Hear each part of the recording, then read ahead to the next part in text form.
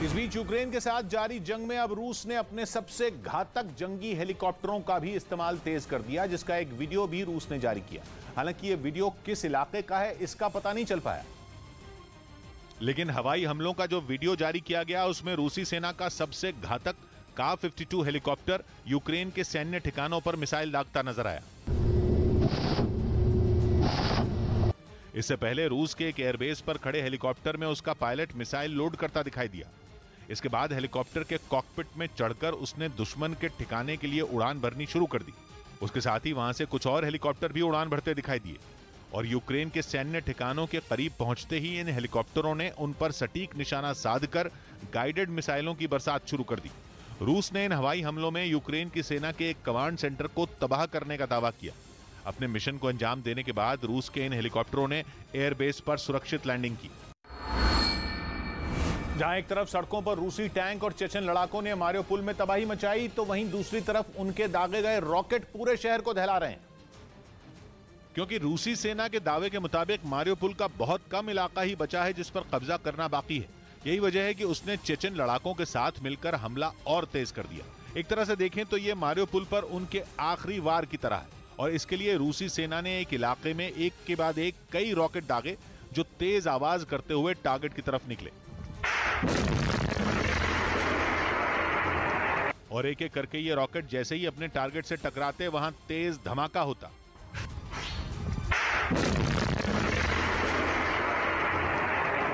इन rocket को एक ही तरफ लगातार तब तक छोड़ा गया जब तक कि वहां धमाके के साथ आग नहीं लग गई, यानी टारगेट को तब तक निशाना बनाया गया जब तक वो पूरी तरह खत्म नहीं हो गया।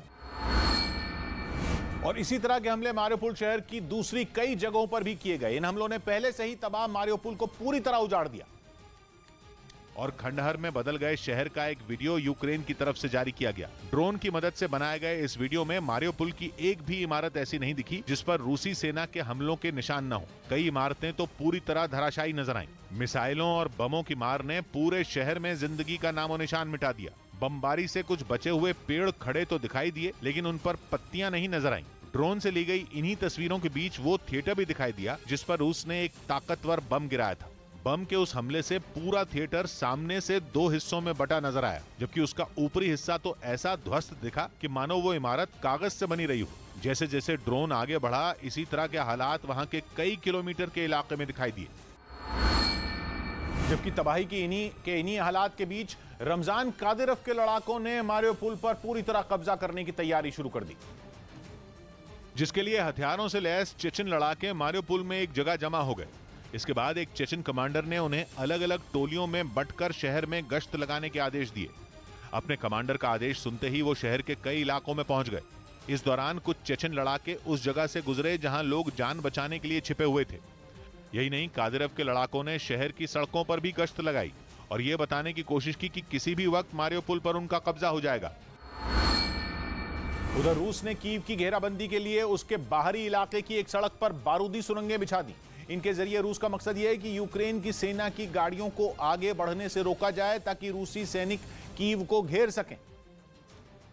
और विस्फोटक से भरी इस सड़क का वीडियो यूक्रेन की तरफ से जारी किया गया, जिसमें वहां एक दो नहीं बल्कि कई लैंडमाइन नजर आईं। उन्हें इस तरह बिछाया गया था कि यूक्रेन की सेना के टैंक या कोई भी बख्तरबंद गाड़ी अगर वहां से गुजरे तो उसके परखचे उड़ जाएं। रूस ने उस सड़क के किनारे से भी निकलने की गुंजाइश नहीं छोड़ी और एक छोर से लेकर दूसरे छोर तक बारूदी सुरंगें बिछा दी।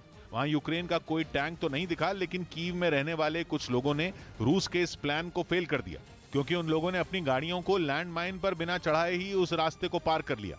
इसके लिए उन्हें अपनी गाड़ियों को तिरछा चलाना पड़ा। हालांकि बहुत खतरनाक हो सकता था, क्योंकि गाड़ी का अगर एक भी पहिया बारूदी सुरंग पर पड़ता तो उसका नामो निशान मिटना तय था। तो वहीं आरोप है कि यूक्रेन के जंगी मैदान में पुतिन की सेना ने ऐसी बारूदी सुरंगों का इस्तेमाल किया जिन पर बैन लगा हुआ है। यूक्रेन के खार्किव इलाके से ऐसी ही कई बारूदी सुरंगें बरामद की गई। ये इतनी खतरनाक हैं कि अगर इनके 50 फीट के दायरे में भी दुश्मन आया तो वो धमाके से उड़ जाएगा, यानी पल भर में उसका नामो निशान मिट जाएगा। पॉम 3 नाम की ये बारूदी सुरंग रूस की बनाई हुई है, जिस पर 1997 में बैन लगा दिया गया था। हालांकि जिन 164 देशों के बीच ये संधि हुई उनमें यूक्रेन तो था, लेकिन रूस नहीं, यानी वो इस संधि को नहीं मानता। उधर यूक्रेन में जारी भीषण जंग के बीच रूस ने अपने ताकतवर मिसाइल सिस्टम इस्कंदर से ताबड़तोड़ हमले शुरू कर दिए, जिसका एक वीडियो भी रूस की ओर से जारी किया गया, जिसमें हमले से पहले रूसी सेना के जवान इस्कंदर मिसाइल सिस्टम को सही पोजीशन पर लाते दिखे और फिर सभी तैयारियों को परखने के बाद वो उसके अंदर दाखिल हुए, जहां उन्होंने मिसाइल सिस्टम पर लगे एक बटन को दबाया और उस बटन के बगल में लगी चाबी को घुमाते ही मिसाइल लॉन्च के लिए तैयार हो गई।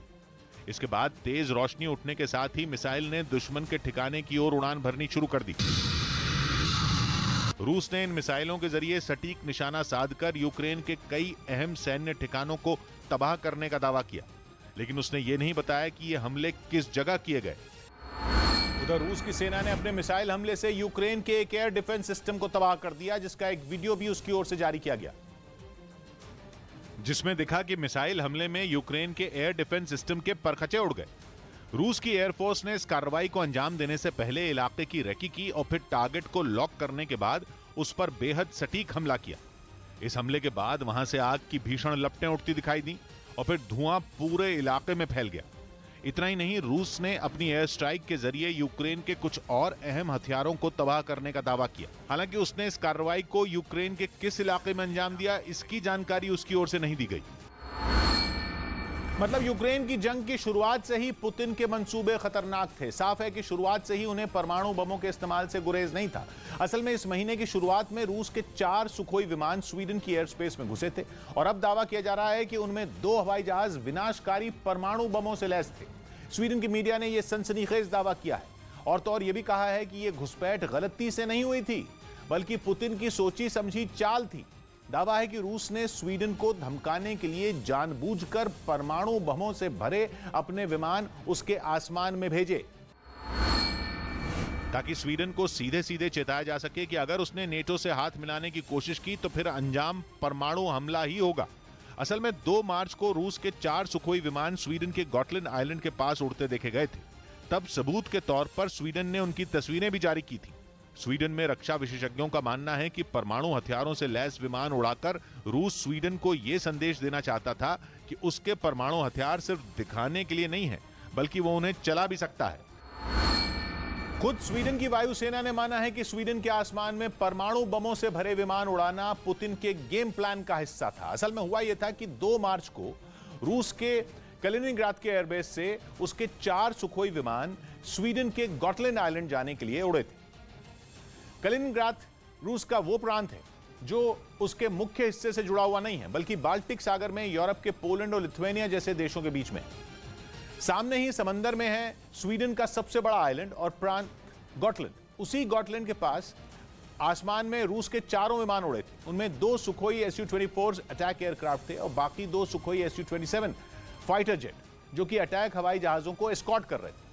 अब जो 2 सुखोई Su-24 अटैक एयरक्राफ्ट थे, स्वीडन की मीडिया का दावा है कि उन दोनों में परमाणु हथियार थे। स्वीडन को जैसे ही अपनी एयर स्पेस में रूस के विमानों की भनक लगी थी, उसने आनन फानन में अपने 2 फाइटर जेट रूस के विमानों के पीछे छोड़ दिए थे और करीब 1 मिनट तक स्वीडन के आसमान में उड़ने के बाद रूस के जेट लौट गए।